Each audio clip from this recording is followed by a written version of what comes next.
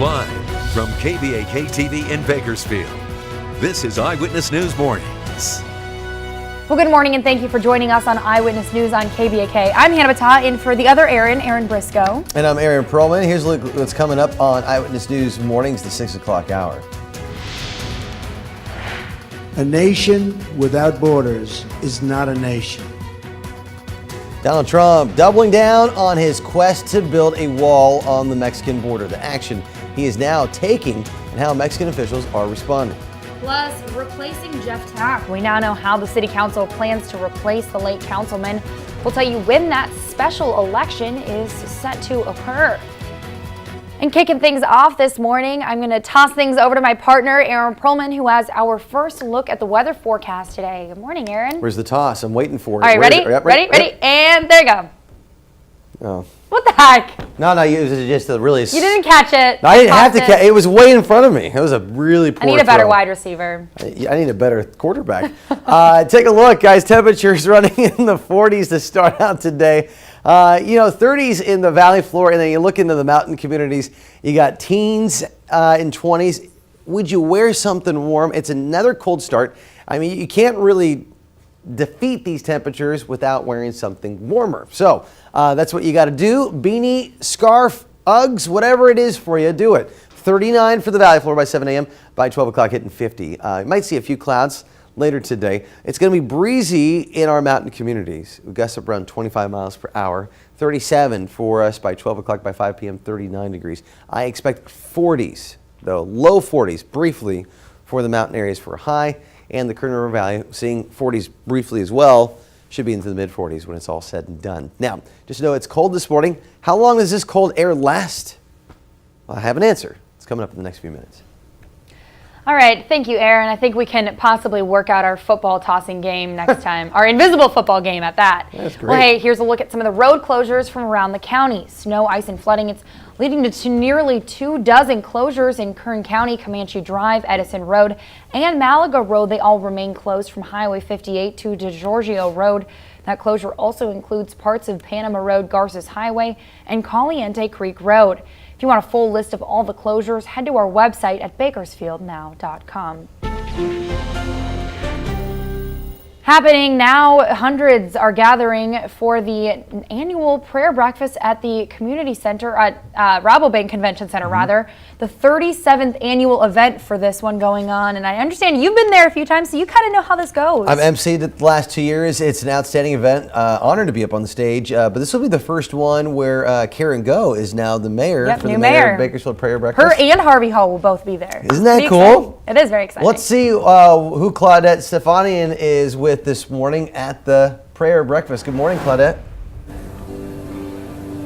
Good morning, Hannah and Aaron. We are getting ready for a very exciting morning where today Bakersfield is going to gather to pray together. They were going to eat together, pray, and love together in hopes of bringing goodwill to this community. This is an event that's happening nationwide, and today is Bakersfield's event. Now I'm joined by Steve Boyle, who is one of the organizers for today, who is going to be tapping into the type of emotions we're going to be going through. So tell me, what is this going to look like within the next 30 minutes or so? Well, typically we have anywhere from 800 to 1,000 people here. We're expecting 1,000 today. And I was speaking to one of the organizers who told me this is expected to be one of the most packed events you guys have ever experienced, right? Yeah, usually 1,000, 1,100 is our maximum capacity, and this year we appear to be at our maximum capacity, so we're excited about that. But it's a great event. It's been going on now in the city this is the 37th annual prayer breakfast. As I said, it started off with only 200 or 300 people. It's grown to be the second largest in the United States. And I think that's one of the most fascinating things is this event started decades ago. And as you said, it started as such a small event. It was meant to bless the mayor in his or her term. And now it's grown to where you guys now bless several sectors of the community. Can you speak to that? Well, yeah, I mean, the idea is to pray for the leadership in the community. And typically, people respond to having people pray for them without an agenda. So we're just here to pray for not just our political leaders, but our business leaders, our health and safety, all segments of our community. Wonderful. And if people want to come today, they can still buy tickets at the door, right? Yeah, we always have tickets available at the door, and they're $20. We started 37 years ago at $7, and we've only gone up to $20 in 37 years. So I think we're doing our bit to make it affordable for people who want to come. Most definitely. Well, Steve, thank you so much. Oh, you're welcome. And again, that this event includes breakfast. You guys are going to pray together.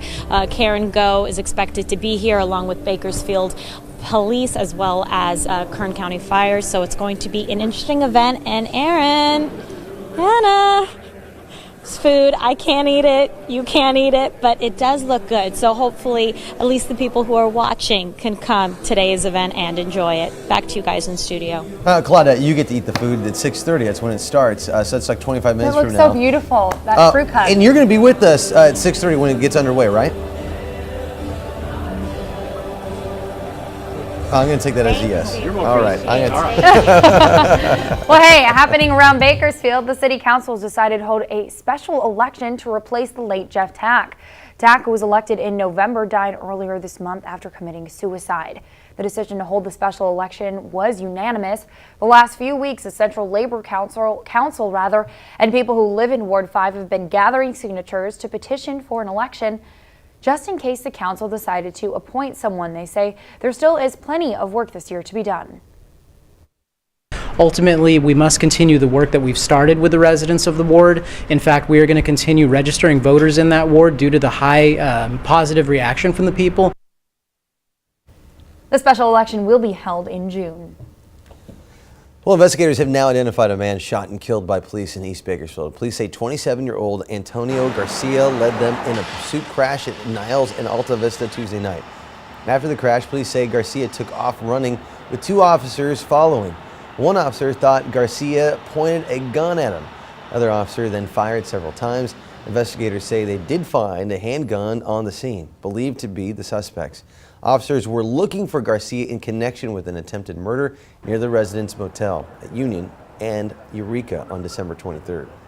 If the fellow was wanted in connection with a previous attempted murder and apparently had a weapon, I can understand why the police opened fire on him.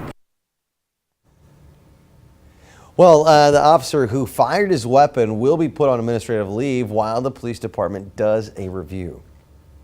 Now, Police Chief Lyle Martin has launched an investigation after a local law firm files a legal claim on behalf of two young black men against Bakersfield and the police department. The suit stems from what the NAACP describes as the wrongful arrest of two college students.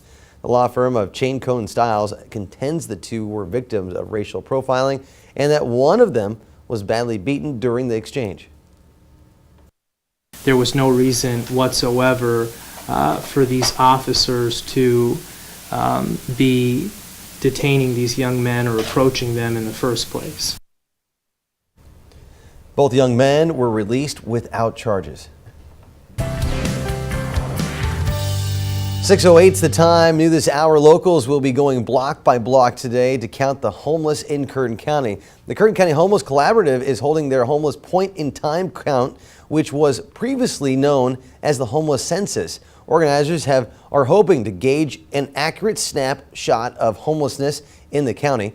The count is going on this evening from 4 to 8. Last year's count found homelessness dropped 3 to 1% since 2007.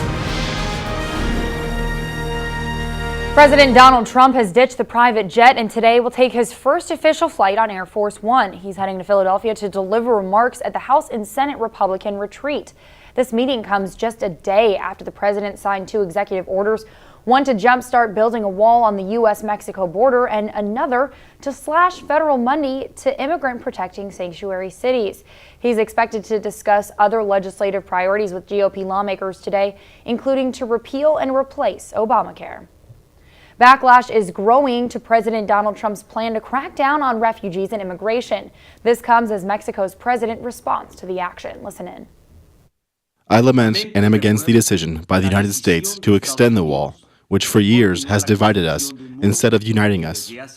Mexico does not believe in walls. I've said time again, Mexico will not pay for any wall. Mexican President Enrique Peña Nieto is facing growing pressure to cancel a trip to Washington to meet with Mr. Trump. He addressed his country last night. There you saw it, part of it. President Trump's executive order also prompted responses from several cities across America. We'll have more on that decision later on Eyewitness News. Well, Kern County organization is already planning for the president's executive actions. We spoke with the United Farm Workers Foundation, who say 11 million people in America could face deportation, many of them here in Kern County. Fatima Hernandez says the organization is here for the community and will stand by the people that are undocumented. UFW officials say it's farm workers who are putting food on the table for many Americans. Hernandez says there's fear in the community, but farm workers should feel protected. Families in Kern County are asking what they should do. The UFW says, have a plan. Parents do get deported, so they should have plans. What's going to happen to their children, what's going to happen to their homes, their bank accounts, their vehicles. We want to make sure that all of our undocumented families have an emergency plan. The UFW is holding a Know Your Rights information session tomorrow night that is scheduled for 6 o'clock at the UFW Foundation building on 18th Street. Happening today, State Senator Andy Vidak and Congressman David Valadao are hosting a Career and Resource Expo. That will be today from 9 this morning to 1 p.m. this afternoon. If you're looking for a job, there will be 80 local employers with immediate openings. That expo is being held at Tachi Place, located on Jersey Avenue in Lemoore. And it's the start of the Chinese New Year. Last year it was the monkey. This year it's the rooster. And today, countries around the world are honoring the Chinese tradition with parades and other events. Here at home, Cal State Bakersfield is holding a Chinese New Year celebration with dancing, live entertainment, and food. I just want to see a dancing rooster. It's happening at the December Reading Room from 11:30 a.m. until 2:30.